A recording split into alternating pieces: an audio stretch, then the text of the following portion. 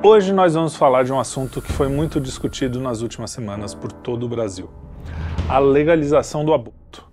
O Supremo Tribunal Federal está prestes a julgar um pedido do PSOL que, na prática, legaliza o assassinato de crianças no país. Mas por que tentam colocar essa discussão como se fosse um caso de fundamentalismo religioso, quando a defesa da vida pode até ser feita pelo mais descrente dos ateus? Como que essa ideia de que matar o próprio filho no ventre é algo aceitável começou? É sobre isso e muito mais que eu falarei nesse vídeo. Não tem jeito, a história da humanidade, desde a queda, sempre foi repleta de dor, sangue e sofrimento. Parafraseando São Paulo, nossa natureza imperfeita faz com que o homem cometa o mal mesmo quando ele quer fazer o bem. Mas em alguns momentos da história, o mal se apresenta como virtude, com uma força sobrenatural. Esse é o caso do aborto. Nas civilizações antigas, o sacrifício humano era algo corriqueiro e até aceitável. Para aplacar a ira dos deuses, homens, mulheres e até crianças eram oferecidos em holocausto. No Antigo Testamento já ouvimos sobre o sacrifício infantil oferecido a Moloque. Foi o povo hebreu o primeiro a condenar a prática. Não é à toa que, para Abraão, um dos principais personagens bíblicos, é pedido o sacrifício do seu filho e que na hora em que ele vai cumprir o pedido divino, um anjo segura sua mão, evitando o assassinato. Acredite você ou não na literalidade da história, isso era uma ordem e um aviso de que este povo específico não praticaria sacrifícios infantis. Nas civilizações pré-colombianas e em algumas tribos indígenas da América do Sul, o sacrifício de crianças também era comum. Acontece que mesmo nesse contexto, os motivos para o sacrifício eram mais elevados do que temos hoje. Era a ira dos deuses, cara. Hoje os motivos são, puxa, vai dar muito trabalho, vai custar dinheiro, ele vai sofrer, vai ser pobre, sei lá. Até no sacrifício infantil a gente evoluiu. Mas se na história do Ocidente o assassinato de crianças sempre foi condenado, por que hoje aceitamos isso como naturalidade? Simples, uma montanha de mentiras repetidas por militantes, meios de comunicação, políticos e, por incrível que pareça, até igrejas. Vamos a elas. Mentira número 1. A ciência sabe quando começa a vida humana e quando o ser se torna uma pessoa. Um feto, até certo período, é apenas um amontoado de células. Nenhum cientista do mundo pode afirmar categoricamente quando começa a vida. Todas as datas determinadas para o momento aceitável para se fazer um aborto são arbitrárias. O batimento cardíaco, o sistema nervoso, a atividade cerebral, os argumentos a favor do aborto dizem que o feto é só um amontoado de célula. Então a gente tem que começar por aí. Bom, você mesmo é um amontoado de célula. Se você pensar bem, apenas fisicamente, tirando toda a transcendência e todo o espírito, todos nós somos um amontoado de células, concorda? Então vamos começar com o fato de que a gente não sabe muito bem aonde a vida começa. Muitos cientistas, filósofos, poetas, enfim, um monte de gente tentou responder essa pergunta sem sucesso.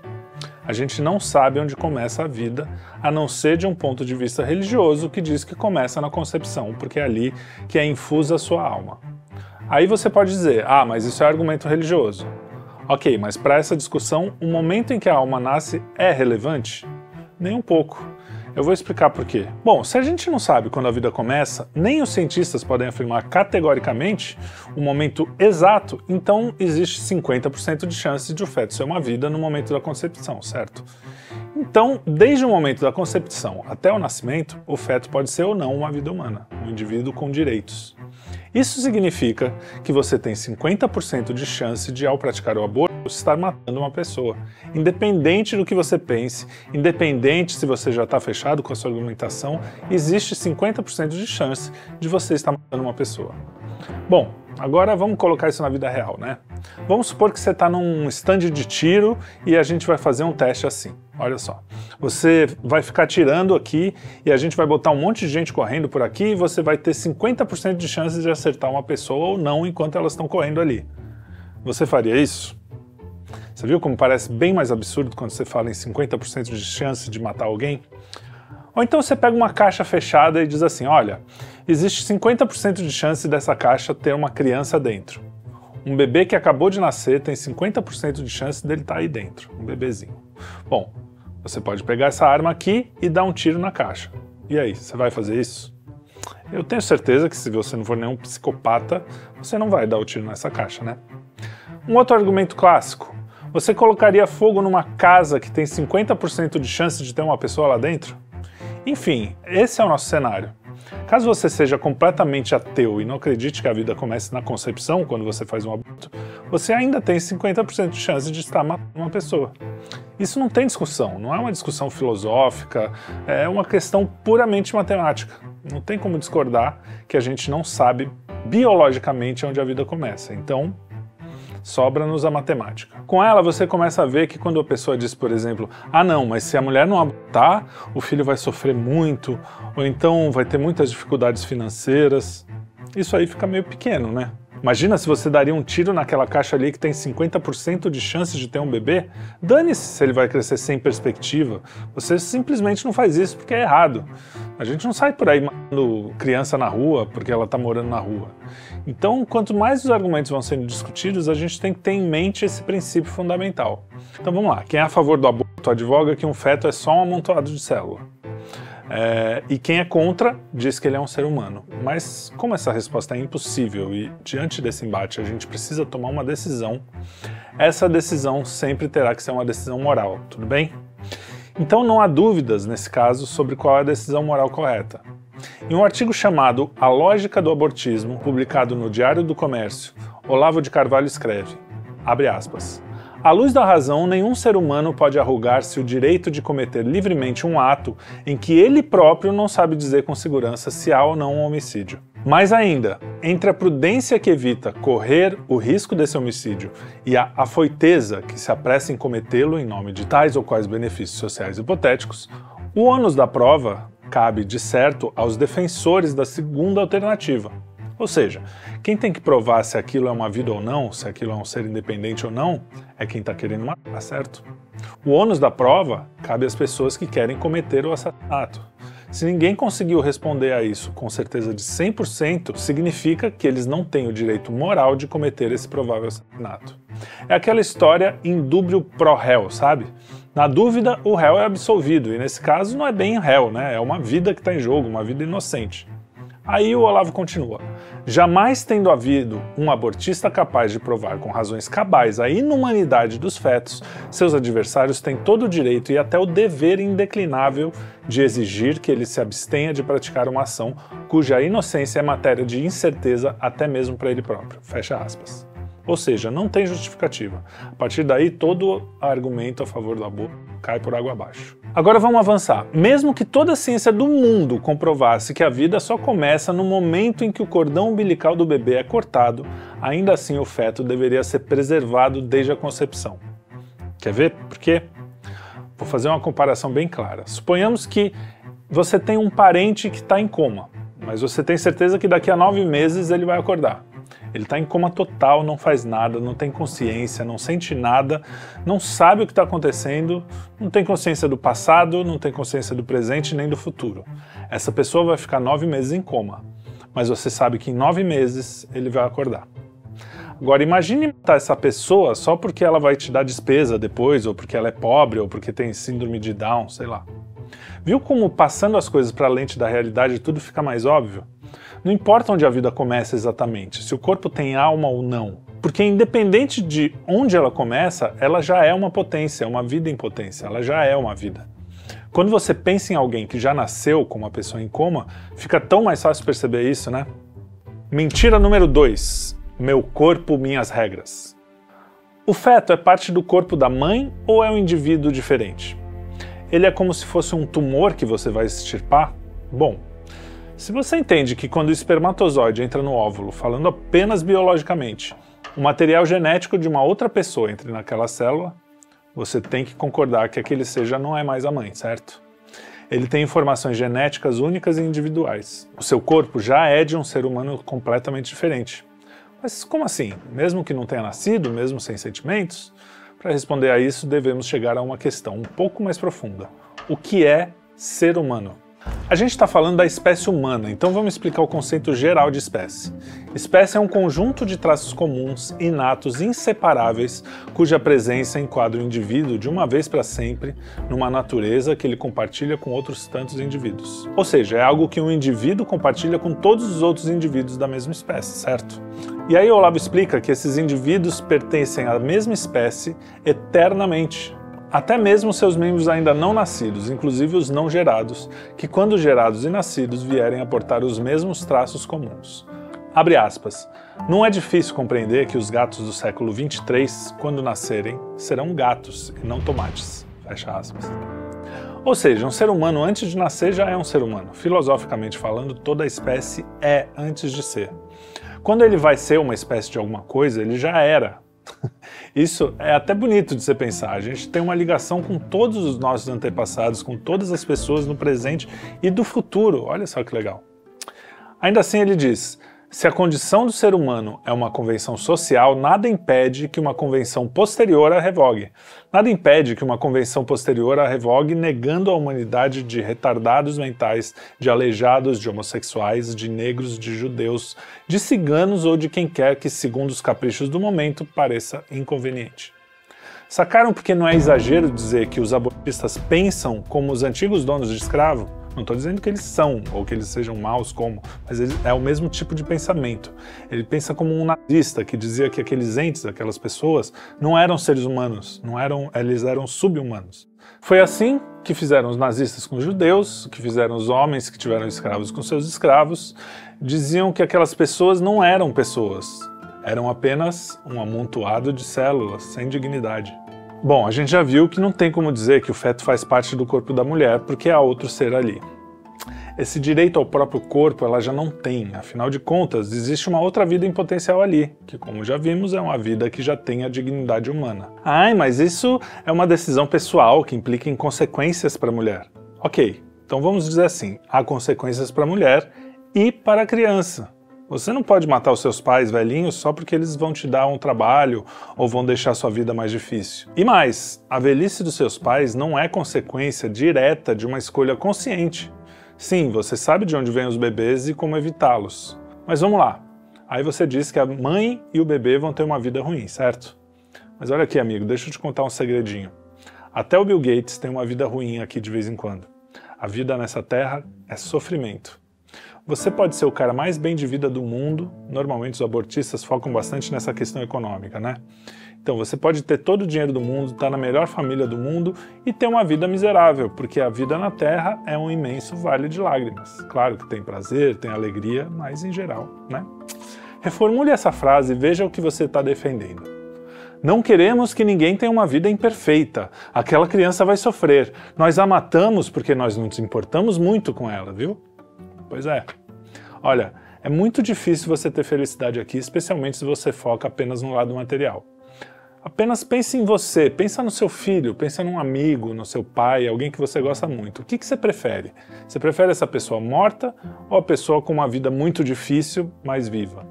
Mentira 3. Muitas mulheres morrem por causa do aborto ilegal. Se ele for legalizado, o número de mortes e de abortos diminui. Para começar, os números sobre esse assunto, sobre o aborto, são muito precários no Brasil. Militantes abortistas falam em 1 milhão a 1,5 milhão de abortos por ano. E de onde esse número veio? De 2 institutos. O Alan Guttmacher, um braço da IPPF, proprietária de várias clínicas que realizam aborto no mundo todo, e o IPAS, ligado à Fundação Rockefeller, que tem interesse no controle populacional e tem assunto para um programa inteiro só para falar disso. Mas a questão é que esse cálculo é feito com o número de internações hospitalares multiplicado por 5, no caso da IPPF, e multiplicado por 6, no caso do IPAS. A explicação para esse cálculo nunca foi dada. É um caso clássico do que os especialistas chamam de números tirados do Oritimbó. Uma estimativa mais fundamentada indica 100 mil abortos provocados por ano. Eu não vou explicar aqui como se chegou nessa conta, porque senão a gente vai ficar horas. Mas se vocês estiverem interessados, procure a apresentação da doutora Isabela Mantovani na audiência sobre o assunto no Senado. É um número alto, mas bem distante dos 1 milhão ou 1,5 milhão alardeado pelos abortistas. Mas vamos pegar os números americanos, que é um lugar em que a população é grande e já legalizou o aborto nos anos 70. Estima-se que antes da legalização, o número de abortos ilegais era de 200 mil e o número de mortes era de 200 a 300 mulheres por ano. Nessa época, os militantes americanos já inflavam os números, diziam que ocorriam 1 milhão de abortos e 10 mil mortes por ano. Olha só, de 300 para 10 mil. No livro A América que Aborta, o Dr. Bernard Nathanson, que praticou mais de 60 mil interrupções de gestações, inclusive do seu próprio filho, confessa: "Eu sabia que os números eram totalmente falsos e suponho que os outros, se parassem para pensar sobre isso, também sabiam.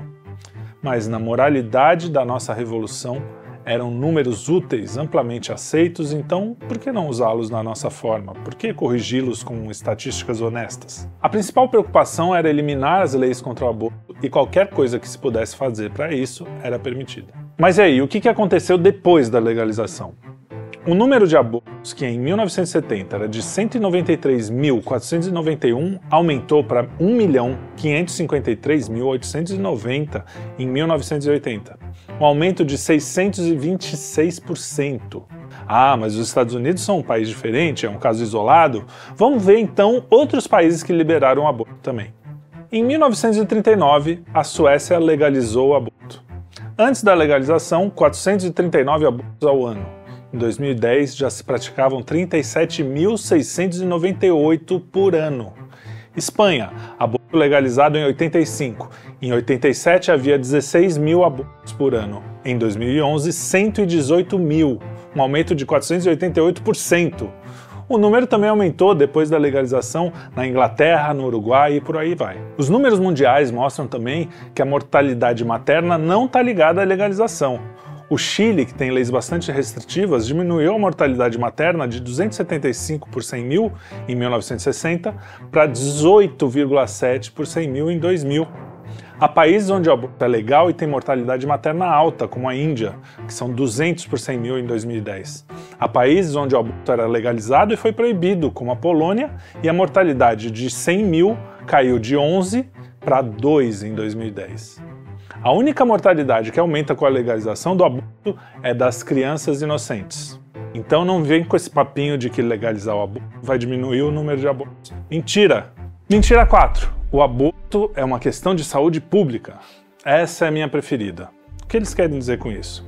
A gravidez é uma doença que você pega em um ônibus lotado ou uma agulha contaminada. Só pode ser, né? Porque eu acho que todo mundo aqui sabe de onde vêm os bebês. Tirando casos excepcionalistas, como estupro, que eu repito, já é previsto em lei, a gravidez indesejada acontece porque dois indivíduos aceitaram correr um risco. Como diria o sábio filósofo, quem não tem não contrata p. A decisão de praticar o ato sexual acarreta consequências, e você não pode fugir delas assassinando uma pessoa. Não é como se você tivesse tomado uma má decisão como eu vou pra praia ao invés de estudar pra prova, cuja consequência é tirar um 0 ou até repetir de ano. A consequência do sexo é a vida. Você não ficou grávida ou engravidou alguém como quem pega uma gripe. Essa vida foi consequência natural de um ato consciente. Arque com as consequências das suas escolhas. Assim como a pessoa que resolve dirigir bêbada e mata um pedestre deve sofrer as consequências das suas ações. Não tem lógica você descriminalizar algo que é moralmente, socialmente, filosoficamente e humanamente errado. Mas essas crianças vão ser rejeitadas. Meu amigo, a vida é dura, cara. Não dá para você simplesmente fugir do ônus das suas escolhas. Tem muitas instituições que cuidam de crianças, você pode mandar seu filho para adoção, por exemplo. Mas não é justo você assassinar outro só para fugir das consequências dos seus atos. Nos países em que o aborto foi liberado, ele sempre passa de uma coisa que ninguém quer fazer e deve ser feito só em último caso para virar método contraceptivo. O ser humano é assim. Falando em método contraceptivo, existe uma infinidade de métodos que são amplamente divulgados, né? Ainda assim, não são 100% seguros. Mas as pessoas não têm acesso aos métodos de contracepção. Amigo, eu posso dizer categoricamente que 100% da humanidade tem acesso a um método 100% infalível: não fazer sexo. Só uma mulher concebeu assim na história, mas como você acha que religião é uma bobagem, você não acredita nela. Mas o fato é que a gravidez não é contagiosa. O Estado não pode simplesmente aceitar e dizer vamos matar bebê mesmo, porque afinal de contas as pessoas às vezes são meio irresponsáveis, né? Mentira número 5. O aborto é um método simples e seguro, o bebê não sofre. O aborto é uma intervenção super complicada e que causa consequências físicas, psicológicas e emocionais. Há estudos amplos no mundo inteiro que comprovam que os malefícios físicos, psicológicos e emocionais são enormes para quem aborta. Então, para finalizar, eu queria dizer que, como país, como sociedade, a gente tem que ter um norte, um projeto. O que queremos para o bem comum. A gente tem que sempre pensar no que é certo, no que é bom e no que é belo. Eu acho que é muito bonito uma vida vir ao mundo, né? Então, a gente tem que falar para o máximo de pessoas que a gente puder, para que elas pensem a respeito do aborto de uma forma um pouco mais profunda e parem de ouvir slogans e parem de ouvir essas bobagens, porque narrativas têm ficado cada vez mais insanas. Homem não é homem, mulher não é mulher, vida não é vida, liberdade não é liberdade. Outra coisa que eu queria falar é que não adianta você chegar a atacar a mulher que abortou, você chegar a encher de pedra na mão para atacar. A gente tem que combater as pessoas que estão espalhando essa ideologia, que estão fazendo com que mais mulheres pratiquem um ato que às vezes a própria mulher não sabe a gravidade, a profundidade dele. Às vezes sabe, né? Mas às vezes não. Então, quando você viu uma mãe com dúvidas, ou viu uma mãe que está prestes a fazer isso, ou que já fez, mas que pode ter outros filhos, é muito importante acolher, explicar e não chegar julgando, porque você não sabe como ela chegou a escolher esse caminho. Claro que tem as que não estão nem aí, mas eu creio que a maioria sente as consequências morais e espirituais do que fizeram. Então, vamos fazer a nossa parte, informar as pessoas e lutar contra esse que é um mal que toma conta do mundo moderno, especialmente porque ele vem disfarçado de saúde, direitos, empoderamento feminino, quando na verdade estão tirando da mulher exatamente o que as torna tão únicas: a capacidade de nutrir e gerar uma vida.